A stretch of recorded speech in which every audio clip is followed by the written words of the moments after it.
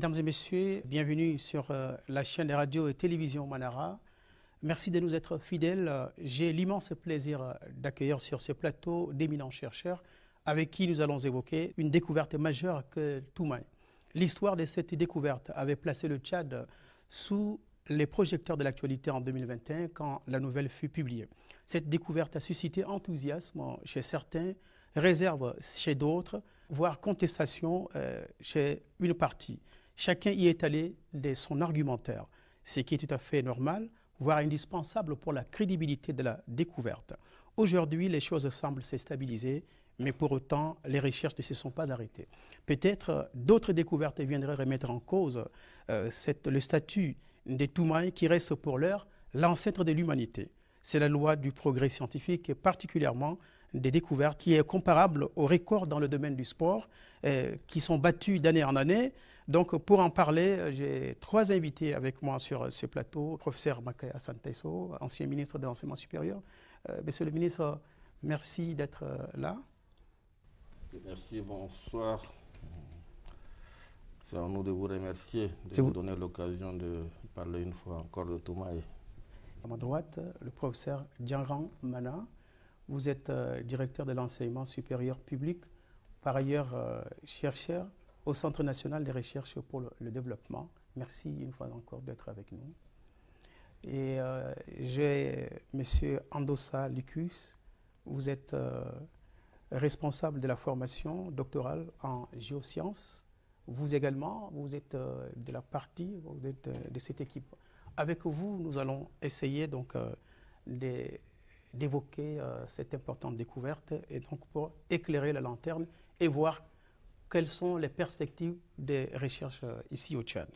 Alors, une fois encore, bienvenue. Donc, 23 ans après cette découverte paléontologique, rien n'est venu encore remettre en cause l'antériorité de cette découverte. Dans un tel contexte, comment se sent-on? Je m'adresse au professeur Makaya Santaiso. Merci. Nous voulons d'abord, je voudrais au nom de mes collègues, au nom de toute l'équipe paléontologique, remercier Manara de nous donner l'opportunité de parler à l'occasion de ce 23e anniversaire de la découverte de Toumaï, de cet ancêtre commun qui aujourd'hui fait parler du Tchad au-delà de nos frontières. Eh bien, les recherches, comme vous l'avez évoqué dans votre introduction, continuent toujours. Il ne se passe pas une année sans que l'équipe ne puisse descendre sur le terrain. C'est d'abord faire des prospections et puis éventuellement, lorsqu'on a des fossiles dans un endroit pas encore ou nouvellement découvert, on met en place une équipe de fouilles et on repasse régulièrement dans les anciens sites, puisque vous savez que le vent, d'une année à l'autre, continue, le vent souffle tous les ans et il fait découvrir de nouveaux affleurements. Et donc nous repassons dans les anciens sites pour voir pour trouver toujours de nouvelles choses. Et donc la découverte, les fouilles continuent, et la recherche aussi, les publications aussi.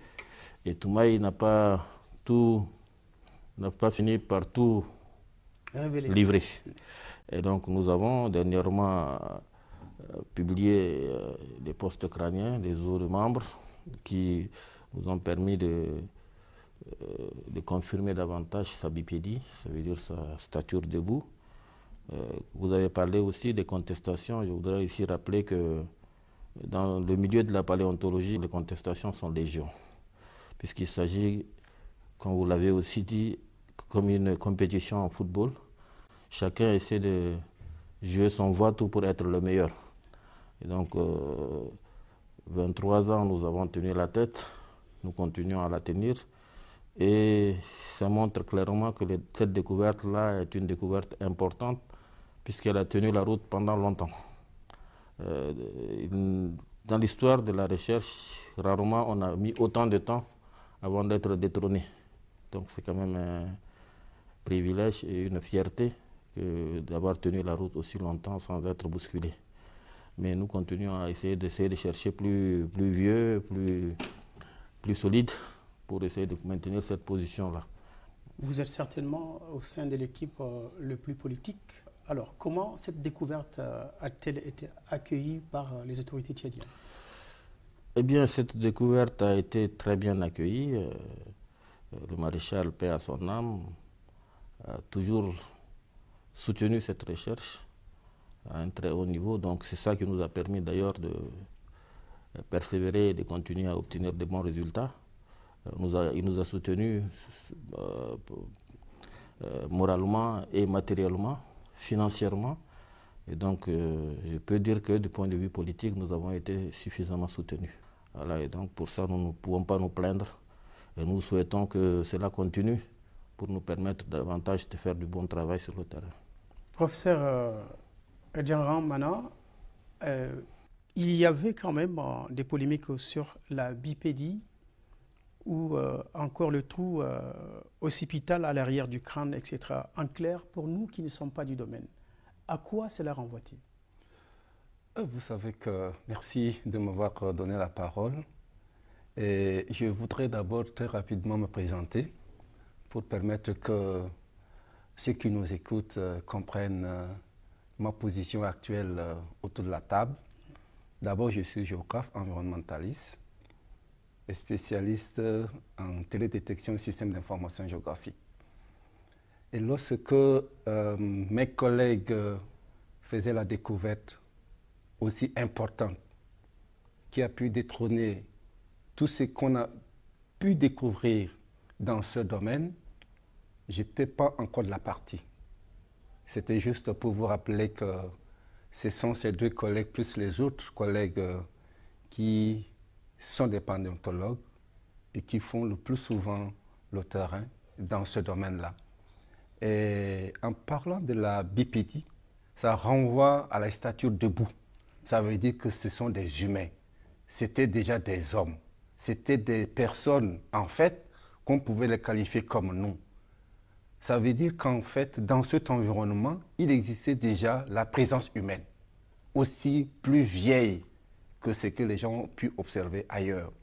C'est ça en quoi cela renvoie à la bipédie. Et je crois que les deux collègues spécialistes dans le domaine pourront vous en dire davantage. Alors, si je peux renchérir sur l'environnement, et ce n'est pas pour rien qu'on a pu retrouver cette stature, cette personne-là, hein, ce genre d'individu dans cet environnement. La présence avec le changement climatique, ça fait que l'homme évolue en fonction de son environnement. Et donc, le plus vieux ancien homme devait retrouver tous ces éléments pour pouvoir survivre dans cet environnement-là. C'est pourquoi vous verrez que à chaque fois qu'il repart sur le terrain, il trouve toujours un élément important qui montre que l'homme vivait déjà là, dans cet environnement qui était propice pour sa survie. Oui, qu'est-ce qui oriente un chercheur dans ce domaine, particulièrement dans une zone donnée et pas dans d'autres? Y a-t-il quelque chose qui pousse à vous orienter? Qu'est-ce qui vous a amené particulièrement, ou bien qui a amené l'équipe particulièrement à cet endroit du Tchad? Bien évidemment, le chercheur est comme toute personne dans son domaine, il a des indices bien définis qui lui permettent de s'orienter sans pouvoir perdre de l'énergie. Et les paléontologues s'orientent vers des sites propices. Et les sites propices, ça veut dire qu'en fait, en utilisant les images télédétectées, on peut réussir déjà à capitaliser toute l'information autour d'un environnement possible. Et donc, les sites ont été déjà préalablement identifiés en fonction des principes qui guident tout chercheur en fonction également de sa spécialité. Et c'est dans ce sens-là qu'ils sont partis. D'abord, par rapport à la position du site, et ils étaient déjà presque convaincus qu'à cet endroit-là, alors ils pouvaient avoir des éléments, pouvaient étayer un peu la recherche, l'hypothèse qu'ils avaient déjà posée avant. Je vais m'adresser à Lucas Andossa. Une question simple. Qu'est-ce qui a décidé de l'appellation des Toumaï et quelle est la signification des Toumaï? Merci, comme l'ont dit mes collègues, d'avoir nous donné l'occasion de pouvoir nous exprimer sur le plan scientifique, surtout en ce qui concerne Toumaï. Généralement, nous les scientifiques, quand on a des fossiles, on a des noms qui sont un peu compliqués. Dans le cadre de Toumaï, le nom scientifique c'est Sahelanthropus tchadensis. Alors quand vous allez demander à celui qui n'est pas spécialiste de prononcer ce nom, c'est un peu compliqué. Donc pour cela, nous avons une tradition en sciences de trouver un nom plus facile qui soit facilement prononcé par les non-spécialistes parce qu'ils ont aussi envie de comprendre les résultats scientifiques. Et c'est dans ce cadre-là que nous avons voulu chercher un nom plus facile à prononcer. Mais en réalité, ce nom nous a été proposé par le président Feu Maréchal. C'était lors de notre visite. Il nous a reçus en audience à la présidence de la République. Et on était là-bas dans le cadre de lui présenter le crâne et effectivement lui dire que pour le moment, on n'a pas les données scientifiques, mais nous allons faire des études scientifiques, étudier les caractères. Mais en ce moment, on est quand même convaincu avec les premiers caractères que nous voyons, que ça pourrait avoir un impact important. Et pour cela, à l'époque, le professeur Brunet qui nous dirigeait lui a sollicité, lui a laissé la primeur de nous donner un nom. Et c'est à cette occasion-là, il nous a proposé le nom de Toumaï. Donc, vous allez le trouver partout dans l'explication. C'est que ça a été traduit simplement, c'est l'espoir de vie. Et pour nous, ça cadrait très très bien avec ce que nous faisons, parce que pour découvrir un fossile, c'est déjà beaucoup de travail là-dessus. Et pour qu'un os puisse se conserver pour devenir un fossile, c'est aussi, ça traverse beaucoup de conditions. Donc ça cadre parfaitement avec ce que nous faisons. Rappelez-nous un peu, ça date d'environ combien d'années, combien de millions d'années? Toumaï date de 7 millions d'années, comme l'ont dit tout à l'heure mes collègues. Jusqu'à là, c'est le plus ancien hominidé connu à ce jour, donc 7 millions d'années. Oui, quand on a été d'une équipe qui a fait une découverte aussi importante, ça ne donne pas la grosse tête, on se prend pour un héros. Comment vous vous sentez? Pas du tout. La preuve, c'est qu'on est ici avec vous pour en parler simplement. Nous, ce que nous voulons, c'est parler de cela de façon scientifique devant nos collègues, les mêmes spécialistes que nous, et aussi faire découvrir ces résultats-là à l'ensemble de la population, qu'ils soient scientifiques ou pas. C'est ça notre fierté, de pouvoir essayer de partager cette connaissance-là avec l'ensemble de la communauté. C'est le même sentiment que vous avez? Bien, la grosse tête, je crois que je voudrais profiter de votre question pour excuser notre collègue Aounta qui aurait pu être avec nous ce soir, mais qui a eu un empêchement de dernière minute, il s'est excusé. S'il avait été là, pour avoir été lui qui est le premier à ramasser le fossile, on lui aurait peut-être posé cette question. Mais pour l'ensemble de l'équipe, c'est une fierté, c'est clair. Mais toute proportion gardée, on essaie de rester la tête lucide. Parce que une découverte scientifique comme celle-là,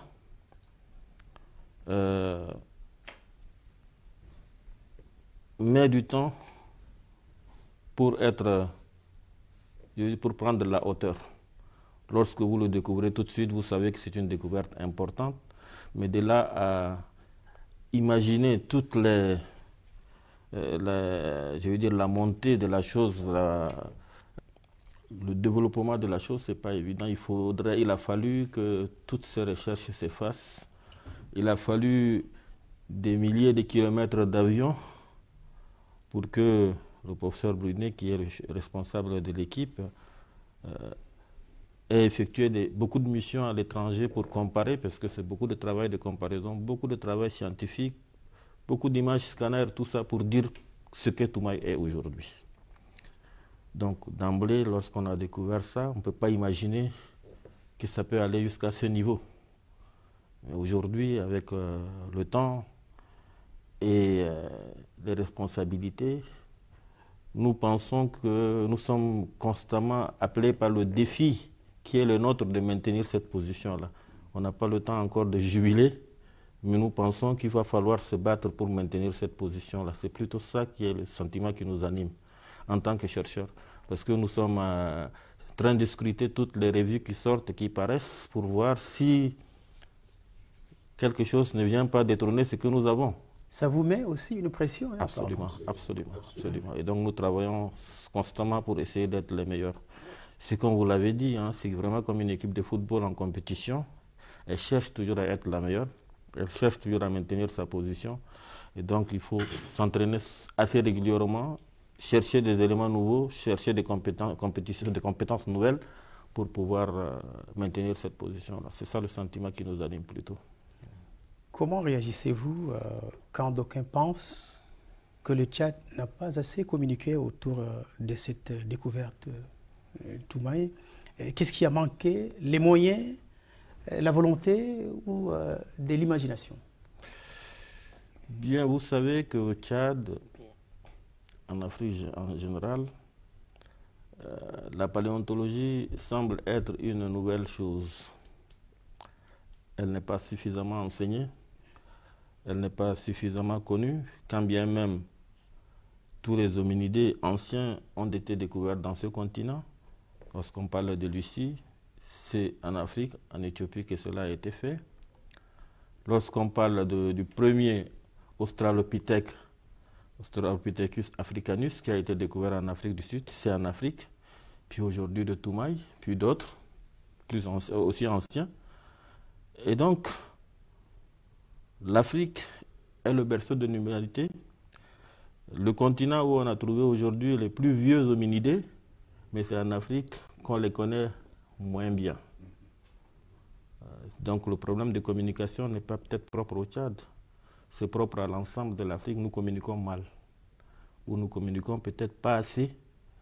Et donc, ou moins bien que d'autres pays. Moins bien peut-être que d'autres pays, mais nous avons en marge d'une réunion en 2012 à l'UNESCO, nous avons convenu que nous devons introduire la question de la paléontologie et surtout la découverte de Toumaï dans l'histoire générale de l'Afrique.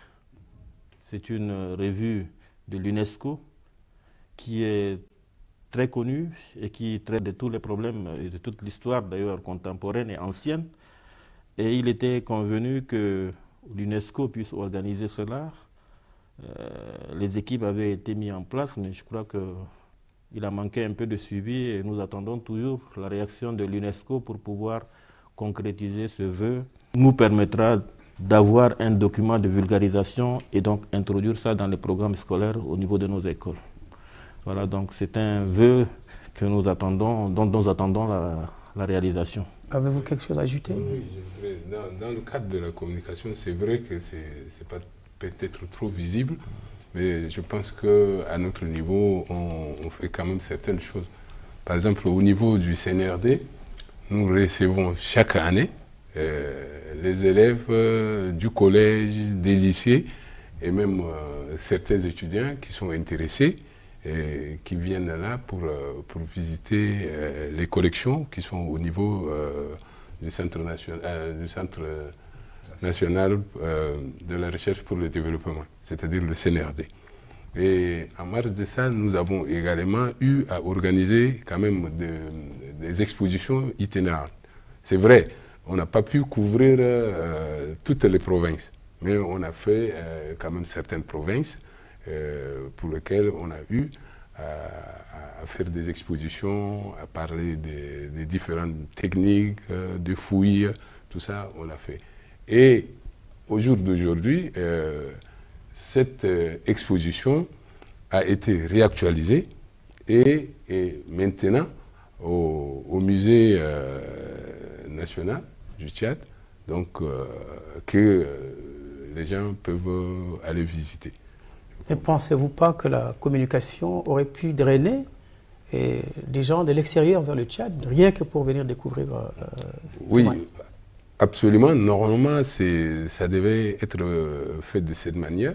Mais comme nous, on vous l'a dit, nous sommes beaucoup plus scientifiques et nous sommes plus concentrés sur la recherche, nous sommes plus concentrés pour maintenir ce que venait de dire mon collègue, c'est-à-dire essayer de garder cette position-là.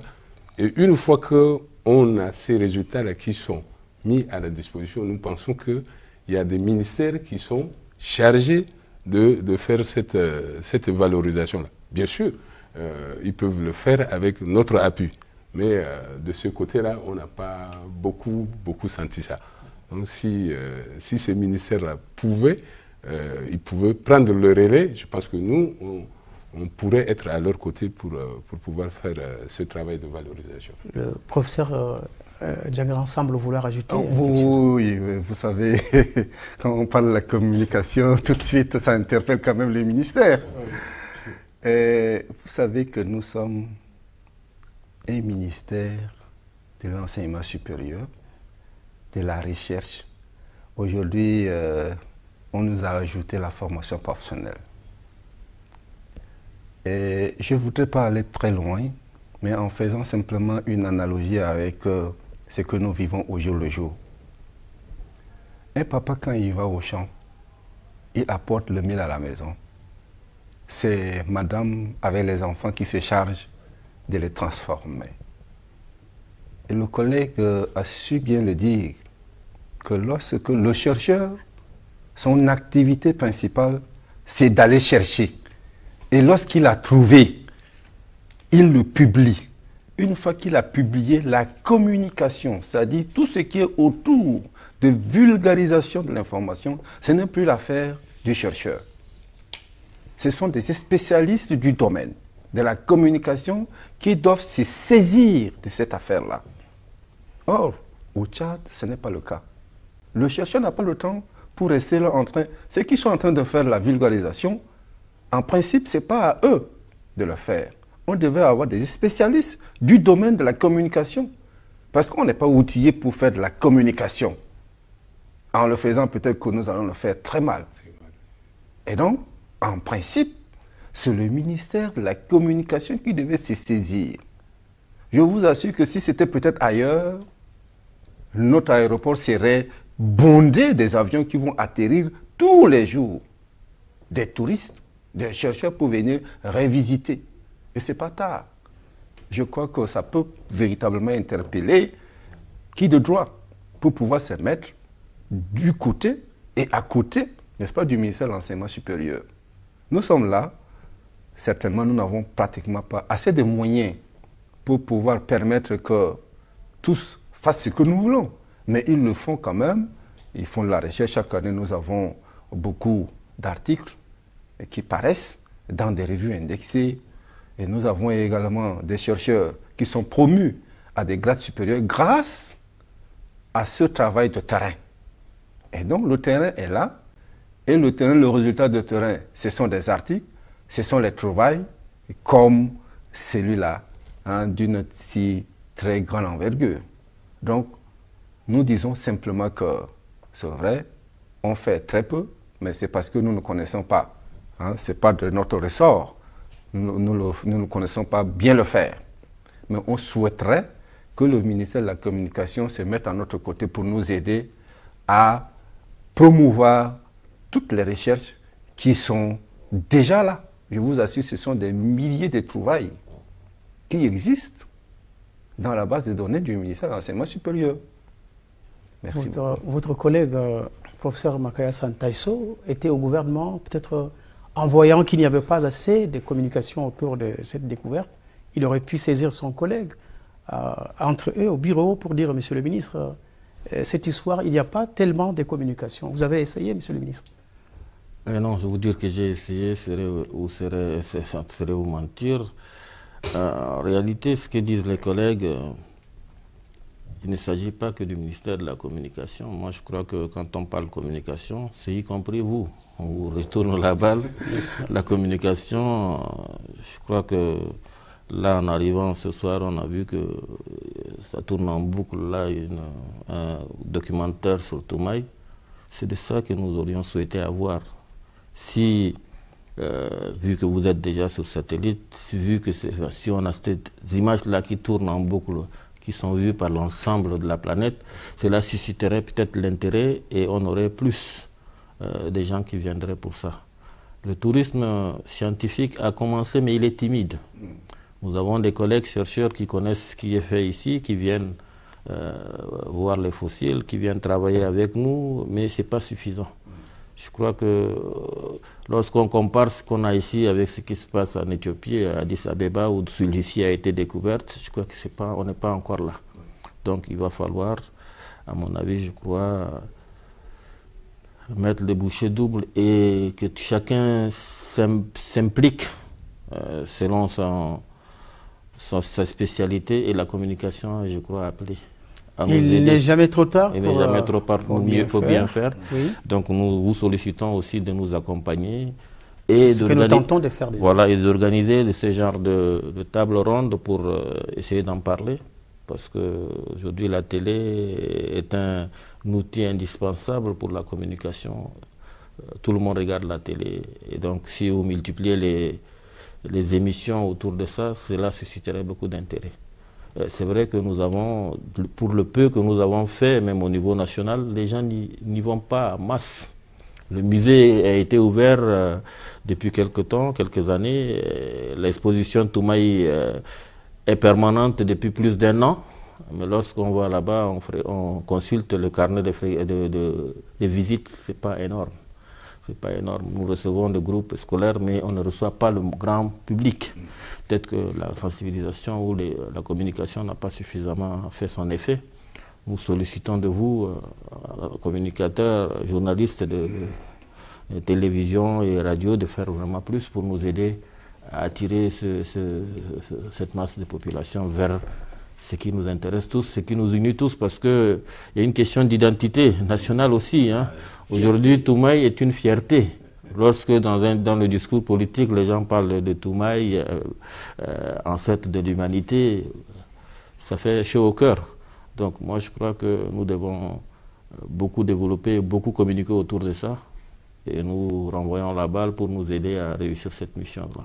On le fera, c'est un engagement. Alors, quels ont été, en termes de récompenses, si ce n'est pas gênant, si ce n'est pas indiscret, pour l'équipe qui a fait cette importante découverte? Eh bien, il y a eu des récompenses ont été faites, entre autres, je crois, des décorations, que malheureusement, Lycius et moi qui étions à l'époque encore en train de terminer nos études en France, étions les seuls à ne pas avoir eu, mais les autres collègues ont pu bénéficier de cela. Pour le reste, moi je crois que le professeur Djangrang le disait tantôt, notre récompense, elle est dans notre travail scientifique. Aujourd'hui, nous sommes l'un et l'autre maître de conférence. Ça veut dire qu'à la base, il y a eu une récompense que nous nous sommes fournis nous-mêmes en travaillant sur ces découvertes-là. Aujourd'hui, nous sommes à un pas d'arriver au summum le dernier palier, de l'inscription. Et donc, cela est dû à notre travail autour de Toumaï. Et donc, c'est pour nous gratifiant. Mais du côté de la République, on aurait souhaité aussi avoir nos médailles, parce qu'on n'a pas eu ça, malheureusement. Et donc, je crois que c'est entendu. Hein. Merci. Mais il faut quand même poser la question des généraux. Hein. Ce sont les généraux qui sont là. Oui. Alors, effectivement, je voulais compléter un peu Makai pour ce qui est de parcours universitaire. Il faut reconnaître que on est comme 4 docteurs. Et tous les 4 docteurs sont maîtres de conférence. Donc c'est vraiment le fruit de ce travail-là qui fait qu'on a pu bien progresser. On espère que vous ne vous arrêterez pas en si bon chemin. On espère qu'on va, on va essayer d'évoluer. Vous étiez dans l'équipe, peut-être coachée, en quelque sorte, si je peux me permettre l'expression, par le professeur Michel Brunet. Aujourd'hui, quel lien, quel rapport avez-vous avec ces messieurs? Un rapport scientifique des travaux, bien entendu. Le professeur Brunet est le directeur de la mission paléoanthropologique franco-tchadienne. Pour vous dire que la paléontologie, les premiers restes d'hominidés ou même les restes fossiles avaient été découverts dans les années 60. Et comme toute recherche importante, les premières découvertes sont faites tout à fait par hasard. C'était les puisatiers d'époque qui faisaient des puits pastoraux, qui sillonnaient la région de Korotoro, qui ont découvert les premiers fossiles qu'ils avaient envoyés à l'époque au Muséum d'histoire naturelle à Paris.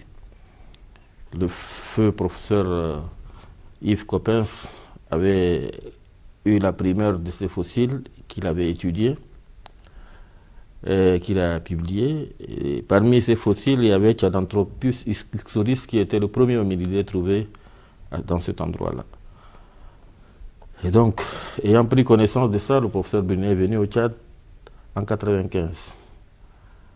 Et en 1994 et en 1995, il a mené la première mission qui a permis la découverte d'Abel, premier hominidé, 3,5 millions d'années. Puis, 2 années après, c'était Toumaï. Donc, c'est pour vous dire que Brunet était un peu à la base du redémarrage des recherches paléontologiques au Tchad, et il a été toujours présent dans tout ce qui a été fait. Nous avons été l'un et l'autre ses étudiants jusqu'en doctorat, et nous gardons de très bons rapports jusqu'à aujourd'hui. Il est assez âgé. Un certain âge, oui.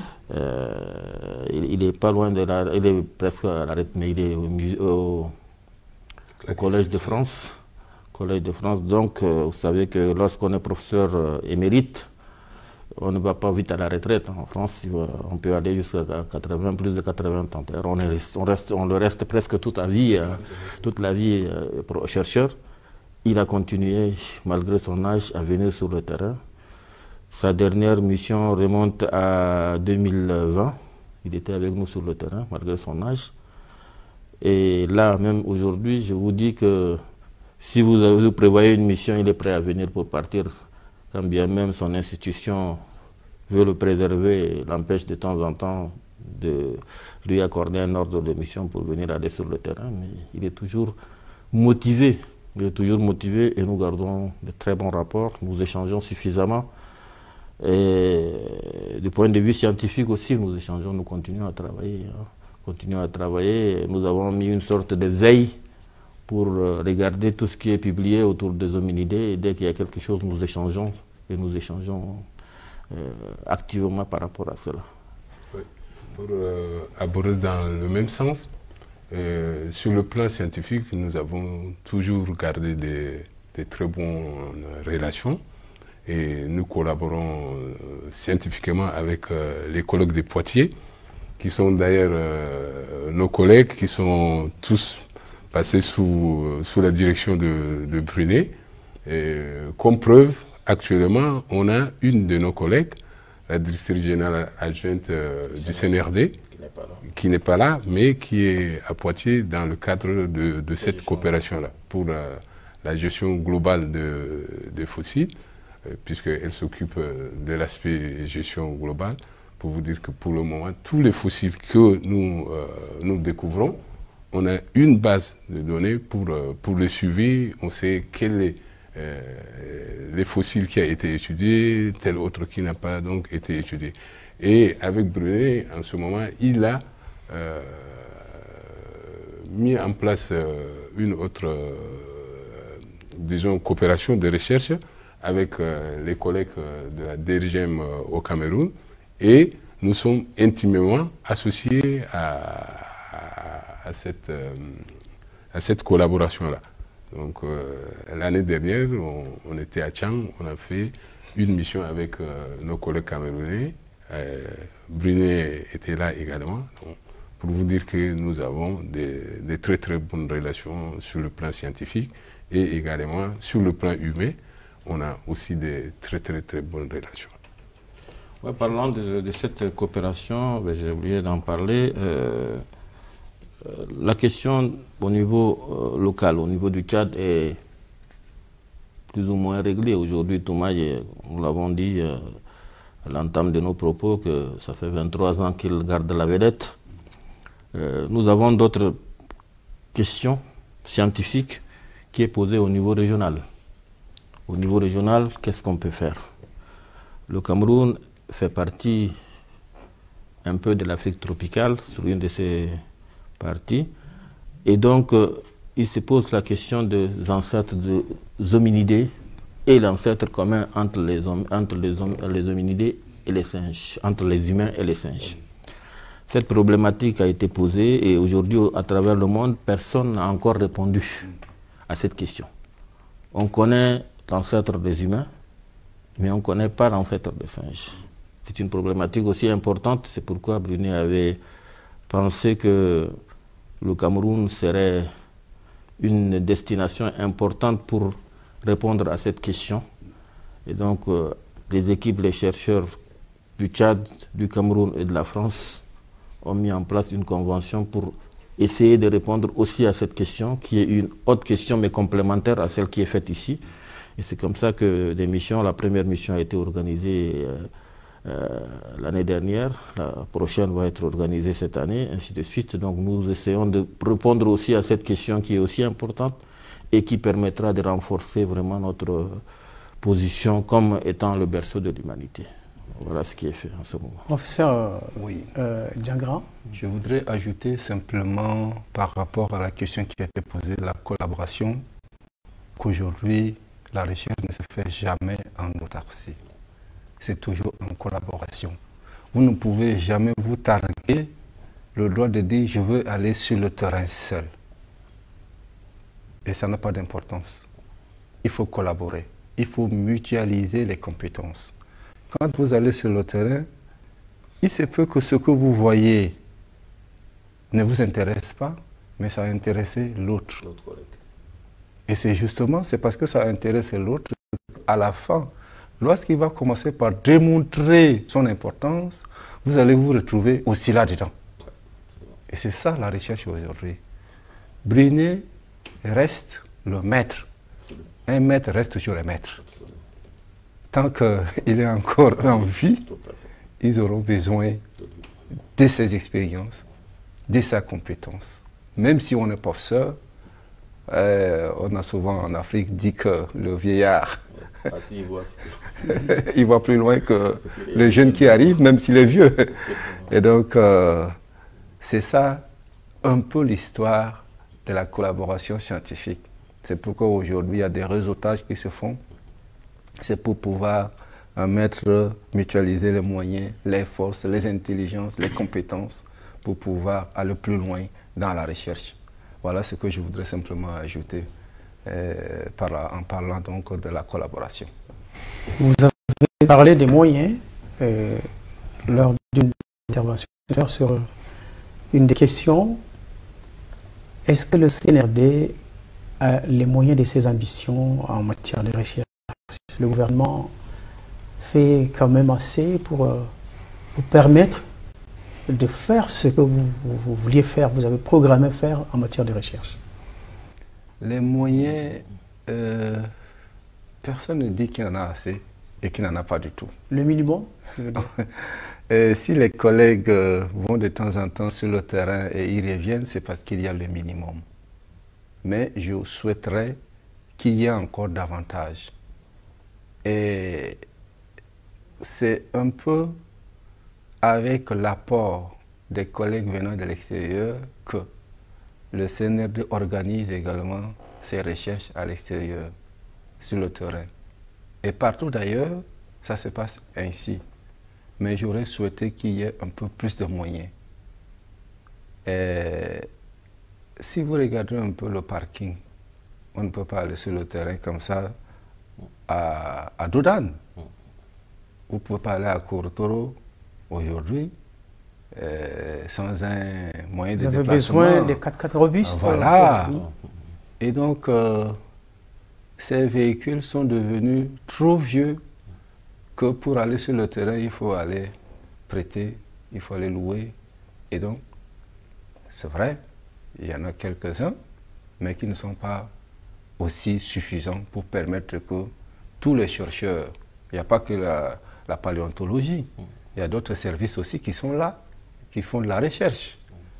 Si je vous prends un exemple, la télédétection, ce sont des images, certes, mais il faut aller vérifier sur le terrain qu'est-ce que vous avez vu, qu'est-ce que vous avez constaté, qu'est-ce que vous avez pour pouvoir confirmer. Sinon, vous risquerez de pointer un endroit sec à la place d'un endroit complètement humide ou bien qui a de l'eau. Et donc, c'est ça la recherche en fait.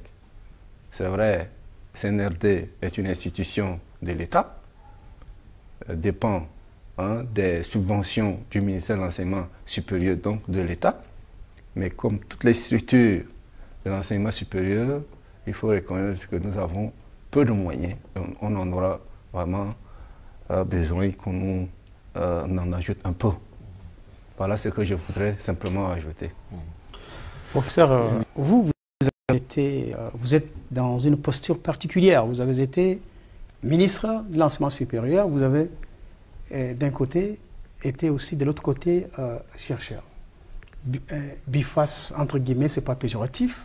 Au moment où vous étiez aux affaires, aviez-vous, de façon particulière, essayé de choyer cette structure en termes des moyens? Parce que très souvent, quand on vient d'une structure et qu'on est en responsabilité, souvent, on a beaucoup plus d'attention portée sur la structure d'où l'on vient. Eh bien, je suis un peu gêné de parler de cette période où j'étais ministre, puisque vous savez que je ne dirais pas un proverbe un peu familier sur le plateau de la télé, mais on dit souvent que on ne peut offrir que ce qu'on a à notre disposition. Au niveau du Tchad, il faut reconnaître que la recherche constitue un peu le parent pauvre au niveau de la répartition budgétaire et qu'il faille revoir cela pour financer sérieusement la recherche. Je vous dirais que quand j'étais aux affaires, c'est à ce moment que nous avons transformé le CNRD, qui était à l'époque CNAR, dans sa forme actuelle. Tout à fait. C'était dans un objectif de fédérer la recherche et d'essayer de demander plus de moyens à ce niveau-là. Puisqu'en mettant les chercheurs ensemble, on a plus de chances d'obtenir plus de moyens. Ça n'a pas encore suivi, mais on ne doit pas perdre espoir. Je crois que dans le programme politique du chef de l'État, décliné lors de la campagne, il est clairement dit que l'éducation doit être doit être privilégiée. Et donc nous espérons que la recherche aura un peu plus de moyens pour permettre donc de pouvoir mener à bien les travaux de terrain. Parce qu'en réalité, lorsqu'on mène une mission de terrain dans une zone aussi aride que le désert du Tchad, il faut des moyens de locomotion qui soient fiables, pas seulement qui existent, mais qui soient fiables, parce que notre vie en dépend. Lorsque vous partez avec des véhicules qui ont un état approximatif, c'est pas sûr que vous rentriez. Et nous ne faisons pas la recherche pour nous sacrifier nos vies. Il faut que l'État peut-être puisse mettre plus de moyens à ce niveau-là. Il n'y a pas que la paléontologie, il y a d'autres recherches. Moi, je crois que nous avons beaucoup de choses à faire au niveau de la recherche. La recherche et le développement suppose ce que ça suppose. Ça veut dire ce que ça veut dire. Il va falloir donner beaucoup de moyens et attendre les chercheurs au résultat. Oui, vous avez quand même, je dirais, la chance d'avoir un de vos collègues qui est ministre de l'Enseignement supérieur, qui connaît bien la situation. Nous avons eu la chance d'avoir toujours à la tête du département de l'enseignement supérieur oui, depuis quelques années. Un enseignant ou un chercheur. Oui. Et donc cela est un atout. Mais c'est pour vous dire qu'un ministre n'a pas souvent tous les moyens de sa politique. Il essaye aussi de... Parce qu'il est question de partager à tous les départements ministériels. Vous avez ce que vous voulez, vous pouvez faire des requêtes, mais on vous donne que ce qui est possible. Mais nous souhaitons qu'au niveau de la haute hiérarchie, cela soit entendu et qu'on puisse donner beaucoup plus de moyens à la recherche en général, pas seulement à la paléontologie, à la recherche en général, et qu'on attende les résultats. Oui, voilà, on peut espérer que si les chercheurs du Tchad ne sont pas moins bons que les autres chercheurs, mais simplement c'est parce qu'ils n'ont pas les moyens parfois de faire leurs recherches. Oui, j'ai autour de moi des chercheurs et je pose cette question comme ça. Quelles sont les perspectives des recherches au Tchad? Les perspectives, pour un chercheur, ça s'inscrit naturellement dans ses activités. Et vous savez que la recherche se nourrit de la recherche. Ce que vous avez trouvé hier peut être remis en cause demain. Et vous-même, vous pouvez remettre en cause ce que vous avez trouvé hier. Et donc, c'est ça ce qu'on appelle la recherche. Les perspectives de la recherche s'inscrivent dans ce domaine-là. J'aurais peut-être souhaité dire que, comme a dit M. le ministre, comment on va faire? Avec quels moyens? Avons-nous vraiment les moyens financiers? Mais si c'est les moyens humains, nous avons des chercheurs qui sont là. Ceux que vous voyez en face de vous, il y en a bien d'autres qui sont là. Il y en a qui se sont même inscrits hier. Hein? Chaque année, on en ajoute un peu plus. Donc, nous ne sommes pas déjà à la traîne comme ce qu'on pensait avant. On est en train, enfin le Tchad est en train de s'inscrire tout doucement vers la primauté. Mais ce sont les moyens qui en manquent. Alors, si jamais nous avons des moyens, vous verrez que toutes les contrées du Tchad vont être fouinées et il y aura véritablement de belles découvertes. Et le CNRD s'inscrit dans ce domaine-là, Centre national de recherche pour le développement. On fait la recherche aujourd'hui, c'est pour développer le pays. On ne fait plus de la recherche. Alors, en quittant peut-être ici, c'est pour dire que le gouvernement que je représente fera peut-être un effort, mais il va falloir que la plus haute hiérarchie mette à notre disposition les moyens nécessaires pour permettre d'insuffler les mouvements, les va-et-vient. Un chercheur n'est pas celui-là qui doit être à la maison. Il doit être toujours en mouvement. Le bureau, moi je me rappelle quand j'étais à Bangui, et on avait de la visite des chercheurs français qui passaient au labo. La première question qu'ils nous ont posée, combien de temps êtes-vous ici au labo? Il y en a qui se sont hasardés pour dire, non, tous les jours on est ici, mais on ne fait pas de la recherche en étant simplement sur place. On fait de la recherche en allant sur le terrain, en collectant des informations, en allant chercher et on revient au labo pour pouvoir analyser et mettre maintenant à la consommation des autres. Donc, ce qui semble peut-être être un frein, ce sont les moyens. Si nous avons les moyens, il y a de la recherche. Perspective, il y en a toujours. Un chercheur qui n'a pas de perspective, ce n'est pas un chercheur. Voilà ce que je peux penser, croire par rapport à ce que je vis aujourd'hui. Avec tout ce beau monde-là que vous voyez, ils ont toujours des perspectives de recherche. Là, ils vont avec objectif d'aller fouiner un peu ici et là. Merci. Professeur Likis, vous avez la même vision, le même raisonnement? Oui, tout à fait, hein, parce que chez nous, il faut se dire que effectivement les collègues l'ont soulevé. Pour le Tchad, il faut qu'on se le dise, les chercheurs n'ont pas suffisamment de moyens pour faire une recherche de qualité. Aujourd'hui, comme l'a dit tout à l'heure mon collègue, il a été dans les affaires. Le budget qui est mis à la disposition du ministère de l'Enseignement supérieur sert beaucoup plus au fonctionnement des institutions. On n'a pas très peu de moyens pour faire de la recherche. C'est le fonctionnement des institutions. Alors que pour faire de la recherche, aujourd'hui, on a besoin des laboratoires de qualité. Nous, aujourd'hui, pour faire une analyse dans le domaine de la géologie, on est obligé d'envoyer les échantillons ailleurs.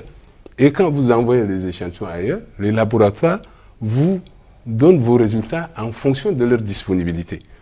Ah non, là, quand c'est la période où leurs étudiants sont en train de faire les analyses pour les mémoires de master, ils vous disent vous attendez les vacances. Et donc, quand vous attendez les vacances avant d'avoir vos résultats, peut-être qu'il y a un qui est en train de faire le même travail, il aura déjà publié ses résultats et les résultats que vous avez reçus deviennent obsolètes parce que vous ne pouvez plus les publier. Puisque quelqu'un l'a déjà publié. Et ce que vous allez publier, ça ne sera plus d'actualité. Donc ça veut dire que vous aurez perdu de l'argent et vous avez perdu du temps et sans pouvoir publier vos résultats. Donc du coup, comme les autres collègues l'ont dit, on va appeler les plus hautes autorités à penser un peu à la recherche en mettant un peu de moyens à la disposition, surtout en créant des pôles de recherche. Parce que il ne faut pas que tout le monde fasse la même chose, mais on peut créer des pôles de recherche. Hein, comme ça, comme on l'a dit tout à l'heure, maintenant c'est de mutualiser les efforts. Donc s'il y a un pôle biologie ici à N'Djamena, le pôle agriculture peut être par exemple à Sarr, et ceux qui font l'agriculture vont se déverser à Sarr pour faire les analyses. Si on doit créer partout, on ne pourra pas. Donc ça, c'est les perspectives que les plus hautes autorités peuvent voir en créant de pôles de recherche dans les zones où c'est indiqué, où c'est ciblé. On va laisser le professeur Makaya Santaiso. Merci. Moi, je crois que tout a été dit. La recherche tchadienne a de beaux jours devant elle, mais à la seule condition qu'elle soit mieux financée. Moi, je crois qu'il y a eu un premier pas important qui avait été fait avec la création du CNRD. Maintenant, si les moyens sont mis en place, la mutualisation des chercheurs au sein de cette institution permettra vraiment à notre pays de faire un grand bond dans le domaine de la recherche. Nous avons beaucoup de recherches qui sont faites dans les laboratoires, mais un peu dispersées, pas suffisamment médiatisées, je dis. Nous avons un collègue qui, il n'y a pas longtemps, a découvert un remède contre le diabète à partir des plantes locales, donc professeur Saoudi. Mais malheureusement, cette découverte-là est restée un peu dans le silence, puisqu'on n'en parle pas beaucoup. Des chercheurs comme ça, il y en a beaucoup dans nos institutions, mais il va falloir quand même qu'on puisse les accompagner, les aider et surtout communiquer aussi autour de cela pour que cela soit connu de tout le monde. Aujourd'hui, lorsque vous regardez sur les réseaux sociaux ou même sur Internet, vous avez un tel chercheur qui a découvert ci, un tel chercheur qui a découvert ça. C'est pas que ça n'existe pas au Tchad. Nous avons aussi nos chercheurs qui font beaucoup d'efforts. Je pense que en accordant plus de moyens à la recherche tchadienne, nous surprendrons le monde. Nous surprendrons le monde et je ne vous dis pas ça juste pour vous flatter ou flatter mes collègues qui sont autour de la table, mais je suis confiant à ce que nos chercheurs font sur le terrain. Donnons-leur les moyens et on pourra aller. Concernant la paléontologie, le collègue Jean-Rand disait tout à l'heure que la recherche nourrit la recherche. Je vous ai dit à l'entame de mes propos que nous continuons toujours à nous battre pour essayer de garder cette position qui est aujourd'hui, qui fait des jaloux autour de nous, parce que être le berceau de l'humanité, tout le monde n'est pas content que ce soit le Tchad. mais nous continuons à la maintenir, c'est parce que nous continuons à faire cette recherche. Les perspectives vont aller dans ce sens-là. Nous continuerons toujours à garder le flambeau haut. Aujourd'hui, nous travaillons sur un site qui, du point de vue de nos recherches, fait à peu près 10 millions d'années. Donc si nous trouvons de l'hominidé là, ça veut dire qu'on passera de 7 à 10 millions d'années. Donc ces recherches continuent à se faire.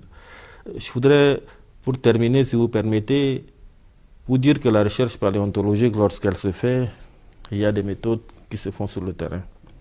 Vous avez les premiers fossiles que vous collectez, vous datez. Vous passez à un autre site, vous datez. Donc depuis 95, 16, 17, nous avons déjà, pratiquement tout le site avait été déjà prédaté. Donc lorsque Toumaï a été découvert en 2021, nous savions déjà que l'âge de ce secteur-là était 7 millions d'années. Nous le savions. Au niveau de notre équipe, nous savions que c'était 7 millions d'années. Donc c'est comme ça qu'on a envoyé l'équipe aller dans ce secteur-là, chercher là. Parce que du côté de Abel, là où on a découvert Abel, les missions se sont faites beaucoup plus rares parce que nous avons dit, bon, 3,5 millions, c'est encore petit, allons chercher plus loin. Donc on est allé sur ce site de 7 millions d'années et on a concentré nos recherches à cet endroit-là en sachant que si on trouvait de l'hominidé là, ce serait le plus ancien.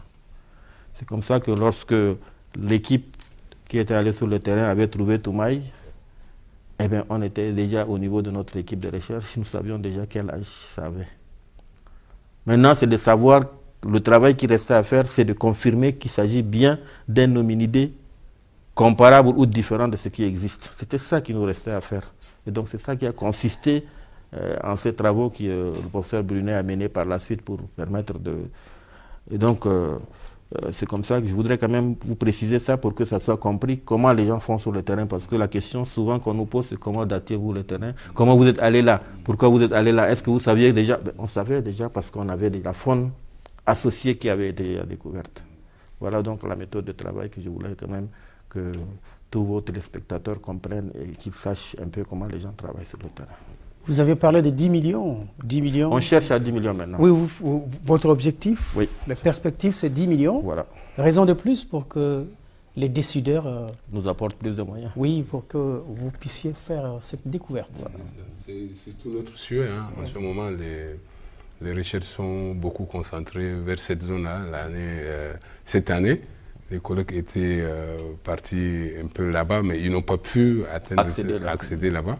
Mais on espère que l'année prochaine, on pourra, ou bien vers la fin de l'année, on pourra faire cette mission-là, et puis pour voir ce qu'il y a là-bas. Professeur Diaga. Merci d'abord à la télé, qui fait déjà de la communication. Voilà, qui fait déjà de la communication. Et c'est déjà un grand merci. Et la deuxième chose que je voudrais aussi ajouter, c'est de sensibiliser bien évidemment mes confrères chercheurs à faire de ce site leur lieu peut-être de travail, que plus de 90% de leur temps soit de ce côté, sur le terrain. Peut-être j'ajouterai au gouvernement, c'est vrai, il n'y a pas assez de moyens, mais les peu de moyens qui sont disposés soient judicieusement utilisés dans ce domaine-là, pour permettre que, avec peu de moyens, le plus souvent, les trouvailles, les belles trouvailles, c'est lorsqu'on a peu de moyens. Hein. Quand vous allez dans une famille où les gens mangent peut-être 5-10 fois dans la journée, ils deviennent ce que vous le saviez déjà. Improductifs. Et je crains qu'en mettant trop de moyens, ils vont passer tout leur temps en train de dormir, ils n'iront pas fouiner. Bon, je ne le dis pas comme ça, mais c'est pour simplement dire que c'est vrai, les efforts sont en train d'être... Que les moyens soient raisonnables. Que les moyens soient raisonnables. Qu'on mette quand même des moyens raisonnables à la disposition de tous les chercheurs. Hein. Et pas seulement l'équipe de la paléontologie, hein, nous avons d'autres équipes également qui vont sur le terrain. Tout à l'heure, il vous a parlé de POF, qui a fait une très belle découverte. La maladie, la diabète, qui use beaucoup de gens, beaucoup de Tchadiens. Et on aurait souhaité qu'il soit là également, qui dise comment il a fait, comment il a pu découvrir, qu'est-ce qu'il en fait maintenant de cette recherche, qu'est-ce que le gouvernement a pu faire. Je pense que déjà là, le gouvernement va être saisi de cette affaire qui est déjà plus importante. D'ailleurs, diabète n'est pas une petite maladie. Hein. Universellement, c'est connu que diabète est une maladie incurable. Absolument. Alors, si aujourd'hui nous sommes les tout premiers, toujours les tout premiers, à avoir les résultats palpables d'une telle recherche, c'est déjà un plus. Et je crois que les plus hautes autorités, comme d'habitude, essaieront de faire avec les peu de moyens ce qu'il faut pour que la recherche soit toujours menée. En tout cas, je voudrais profiter pour vous dire aussi merci. Merci à Manara TV de nous avoir donné cette occasion d'échanger et surtout de faire un plaidoyer pour la recherche de manière générale. Parce que les chercheurs, on dit un chercheur, des chercheurs qui cherchent, on trouve, mais les chercheurs qui trouvent, on cherche. Nos chercheurs trouvent.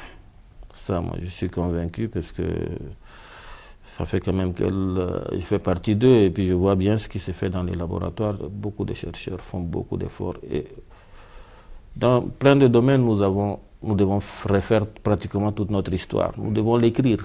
En réalité, elle est écrite, mais elle est mal écrite. Je prends un cas que je connais bien, la géologie. Aujourd'hui, la géologie du Tchad a besoin d'être réécrite. Mais comment elle peut être réécrite? Il faut que les chercheurs aillent sur le terrain et produisent. Et c'est là il faut mettre des moyens. Je crois qu'aujourd'hui, lorsqu'on a besoin, par exemple, même d'explorer une zone, aujourd'hui, certains pays limitrophes ou nos proches voisins ont trouvé des minéraux chez eux. Ce n'est pas qu'il n'en existe pas au Tchad, mais c'est que notre géologie, malheureusement, n'a pas été écrite par nous. Elle a été écrite peut-être par des gens qui ne voulaient pas qu'on sache que cela existe. Donc il est temps que nous donnions les moyens à nos géologues aussi pour qu'ils puissent revoir tout cela, réviser tout cela pour nous permettre de connaître ce que nous disposons réellement dans notre sous-sol. Et voilà, donc c'est un pan simplement de la chose, mais dans tous les domaines, cela reste valable. Je vous remercie. Relève l'avenir d'un pays, d'une nation, et pour ce qui nous concerne à Manara, l'espace vous est dédié. Merci. Vous pourriez venir tant que vous voulez. Merci.